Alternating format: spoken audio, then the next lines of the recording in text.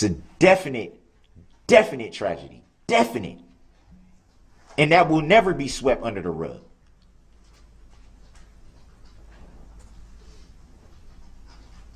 There's always going to be healing that has to take place.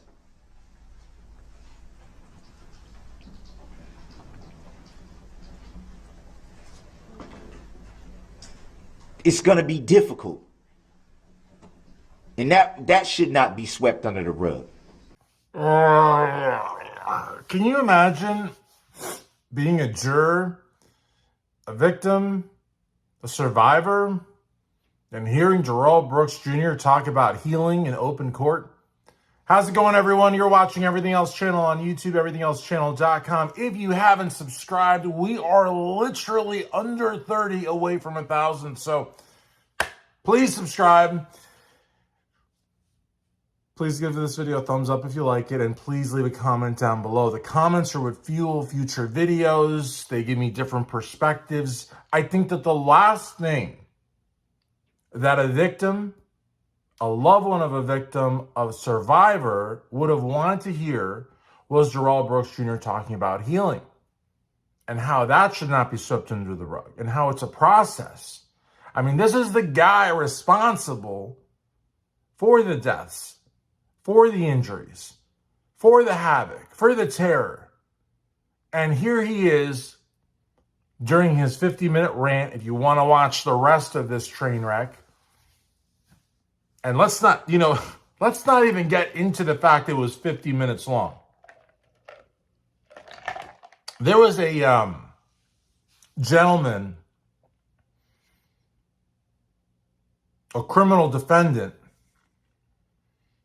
and I call him a gentleman only because he didn't put the family through hell.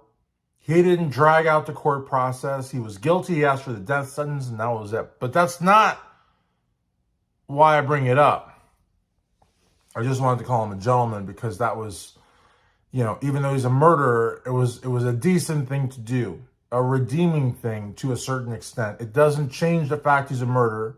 It doesn't change the fact that he should pay with his life. But it just shows that I can call him a gentleman despite all of that, because there's remorse there, there's empathy there, and there's a little bit of selflessness, because he is essentially saying, look, I don't want to exercise my constitutional rights. I did wrong. I recognize I did wrong. I want to pay the price. I don't want to put the family through any more suffering. That, I think, is some semblance of selflessness. And it does not do anything to undo what he did, but I can call him a gentleman. Anyways, in that situation, given those scenarios,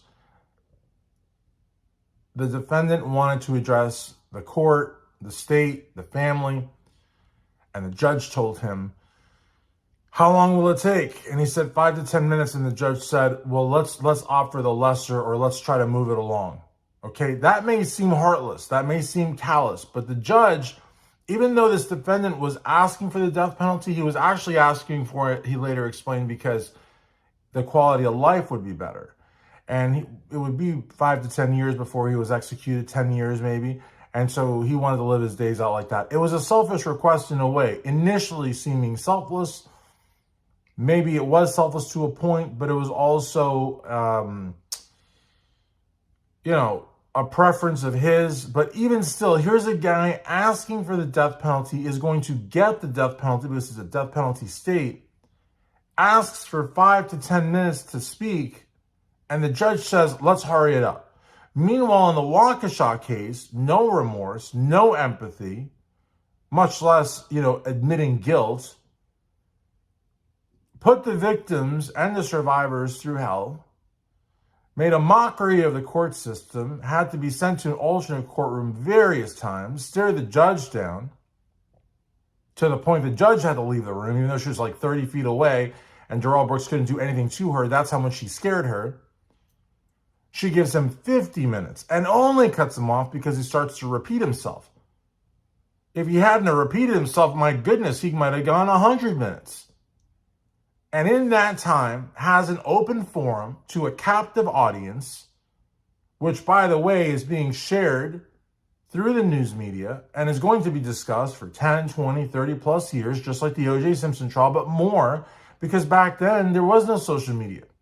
There wasn't even an internet that was out for mass use. Maybe Al Gore was working on it somewhere, but, talking to Bill and Shirley, whoever that is, maybe from Good Times, maybe, I don't know. And that was it. Now we have social media, so now everybody is talking about it.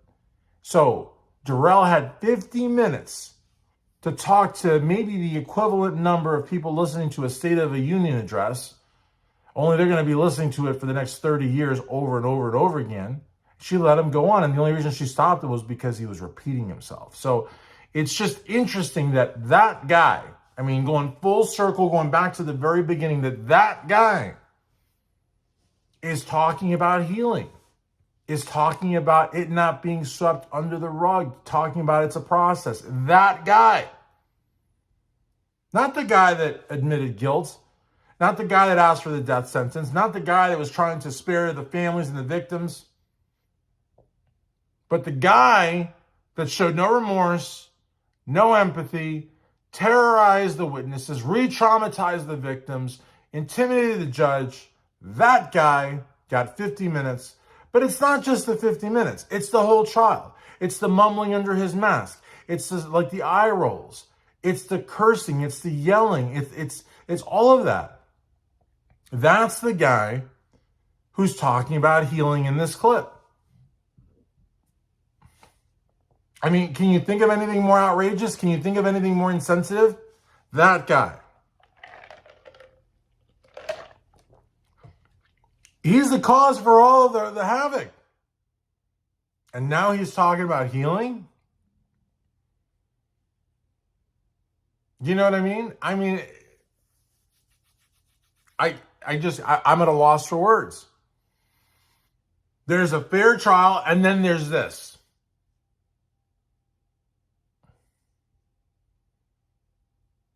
He had to have known he was doomed. He had to have known he had no chance. I've heard people say up until the end, the reason he was arguing the Reddit post for the mistrial and the jury nullification was because he thought he could get off on some thing, I don't know, or get a mistrial, or get a retrial, or win an appeal, or set something that was so wrong down as a grounds to just restart, replay, the whole proceedings. I don't think he had a chance for a mistrial. I don't think he had anything that was going to win him an appeal. And I don't think for a second he could have won.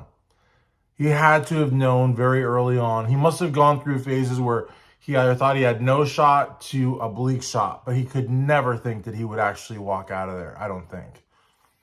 So maybe that's why he was so combative and so belligerent and just so downright cold and spineless, to people who have even lost children in their families. You're talking about a level of depravity that you don't even see in serial killers. This guy really was out there. And then to hear him talk about healing is probably the biggest slap in the face to all parties involved as you can get.